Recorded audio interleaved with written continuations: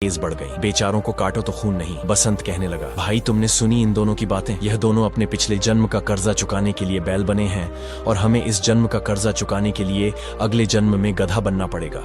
लखन बोला, अब मैं सेठ का कर्ज अपने सिर पर नहीं रखूंगा। मैं उसके पैसे वापस कर दूंगा और बाकी का सारा जीवन दीन दुखियों की सेवा में गुजार दूंगा ताकि मेरे सारे पाप इसी जन्म में धुल जाएं। बसंत ने कहा, तो ठीक है गुरु, हम सुबह होते ही नगर में जाएंगे और सेठ जी को उनका एक एक रुपया ब्याज समेत वापस दे देंगे और साथ ही ठगी का यह धंधा छोड़कर मेहनत और ईमानदारी से रोटी कमाएंगे। हे ईश्वर, तेरा लाख लाख शुक्र है जो तूने समय रहते हमारी आंखें खोल दी और इन बेलों को अपना दूध बनाकर भेज दिया। आपने हमारा अगला जीवन बर्बाद होने से बचा लिया। उसके बाद वे दोनों ठग अपने भविष्य के बारे में बातें करते करते न जाने कब सो गए, लेकिन उन्हें सपनों में भी वे दोनों बैल बातें करते हुए दिखाई दे रहे थे। सुबह होने के बावजूद भी वे न जाने कब तक सोते रहे कि अचानक किसी के रोने की आवाज सुनकर उनकी नींद खुल गई। आवाज आ रही थी, हाय मैं लुट गया, बर्बाद हो गया, हाय मेरा बैल मर गया। दोनों ठगों ने देखा कि घर का मालिक अपने बैल के मर जाने पर विलाप कर रहा था। सारा माजरा समझते ही वे दोनों ठग उदास हो गए। बसंत कहने लगा, गुरु, उन दोनों बैलों की रात की बातचीत आखिर सच हो ही गई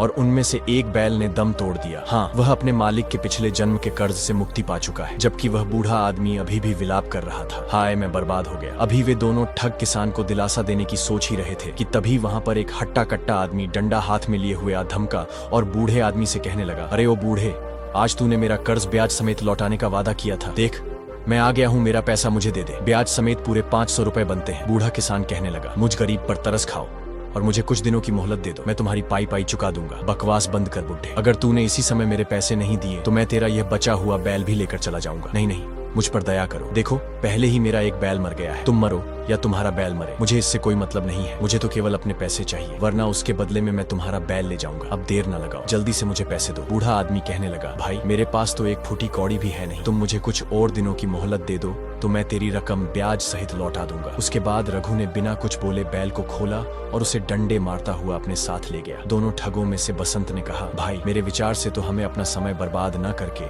जल्दी से जल्दी नगर के सेठ के यहाँ पर जाना चाहिए। कहीं ऐसा न हो कि देर करने से वक्त हाथ से निकल जाए और हम पछताते ही रह जाएं। और फिर उन दोनों नगर की तरफ रवाना हो गए। वे दोनों सेठ की हवेली पर पहुंचे और सेठ से राम राम कर लखन ने कहा, सेठ जी हमें बचा लीजिए, हमें पाप के गड्ढे में गिरने से बचा लीजिए। साहूकार ने कहा, अरे भाई कौन हो तुम दोनों? सेठ जी हमें इतनी जल्दी भूल गए, हम दोनों लखन और बसंत हैं, कल ही तो आपसे 5000 रुपए लेकर गए थे। सेठ ने कहा, भाई मुझे तो कुछ याद नहीं, ठहरो मुंशी से पूछता हूँ। सेठ जी ये तो वही दोनों चोर उचक्के हैं, लेकिन ये दोनों फिर से यहाँ पर क्यों आए हैं? साहूकार ने पूछा, भाई तुम वापस क्यों आए हो? ठगों ने कहा, हुजूर हम अपना कर्ज वापस करना चाहते हैं और वह भी ब्याज के साथ। ये लीजिए 5000 और हमारा खाता जमा कर दीजिए, हम लोग किसी तरह का कर्ज अपने सिर पर नहीं रखना चाहते। साहूकार ने कहा, लेकिन भाई तुम तो अपना कर्जा अगले जन्म में लौटने वाले थे। बसंत कहने लगा, वह तो हमने ऐसे ही मजाक में कह दिया था, हम तो इसी जन्म में पैसा लौटाना चाहते हैं, लीजिए संभालिए अपनी रकम। साहूकार बोला, नहीं भाई मैं कर्ज की अदायगी इस तरह से नहीं लेता, मैं अपने असूलों का पक्का हूँ। तुमने अगले जन्म में कर्जा लौटाने का वादा किया था, मैं उसी समय अपना कर्ज वापस लूंगा। ठग कहने लगे, सेठ जी यह आप क्या कह रहे हैं? भला कोई अगले जन्म में भी पिछले जन्म का कर्ज चुकाता है क्या? जब हम इसी जन्म में अपना कर्ज चुका रहे हैं तो फिर आप क्यों अगले जन्म की बात करते हो? साहूकार बोला, भाई मैं अपने असूलों का पक्का हूँ, जब का तुम दोनों लोगों ने वादा किया है रकम तभी वापस लूंगा, और कोई अगले जन्म पर विश्वास करें या ना करें, लेकिन मुझे तो पूरा विश्वास है, मैं तुमसे अपना कर्जा अगले जन्म में ही लूंगा। दोनों ठग साहूकार के सामने खूब रोए धोए और गिड़गिड़ाए, लेकिन सेठ ने उनकी एक न सुनी और बिना रकम लिए ही उन्हें घर से बाहर निकाल दिया।